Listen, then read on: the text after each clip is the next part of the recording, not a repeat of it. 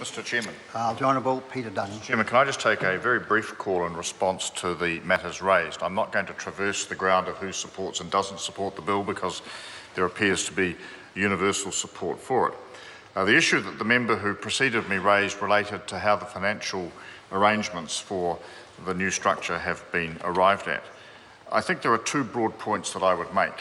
Firstly, the Cabinet, in its consideration of this measure, did ask some very serious questions of the Department about the structure of its accounts, and as a consequence of that discussion, the price tag of $180 for the new passport, the 10-year passport, was struck.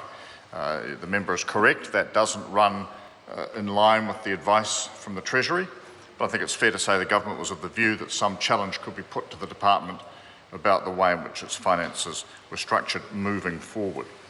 The second point that I would make is a historic one.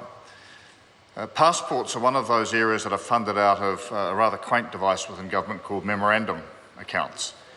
It's fair to say that the passport memorandum account had been operating at a historical deficit. And so, in terms of reaching a new arrangement, account had to be taken of how that historical deficit would be eliminated, and also what was a reasonable price moving forward, and what sorts of measures might need to be implemented to manage that situation as we go through. So they were the drivers of the decision.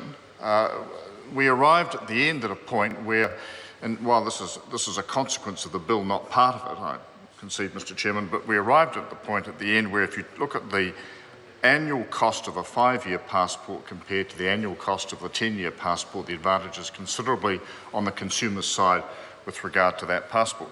It is true that these will be reviewed from time to time. All government charges are to be reviewed from time to time. My personal view, arising from this experience and one or two others I've been associated with in a similar vein, is that the mistake we make is not to review those charges frequently enough, and consequently we get to the point where big increases are needed to bridge gaps rather than small, more moderate ones. But be that as it may, that's another debate.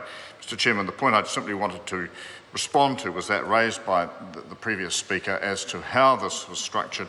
What is the government's ongoing view of the figures that have been presented to us, and what response are we seeking from officials? I think it's fair to say that, as with all forecasts of government expenditure, the member used the term elastic. I think that is broadly correct, and they need to be challenged constantly, and will be as we move through this process over the next few years. But I'm satisfied that the methodology adopted this time was correct. I'm satisfied that the decisions we've reached are the correct ones, and I'm satisfied, as the member I think conceded in his final remarks, that we've arrived at a position which the vast majority of New Zealanders will support. My only, not so much frustration, but the only point I'm encountering anxiety on at the moment is, having brought the date of implementation forward to the 30th of November, there are a number of people who are saying, but so I can apply for my new passport now to get it on the 30th of November.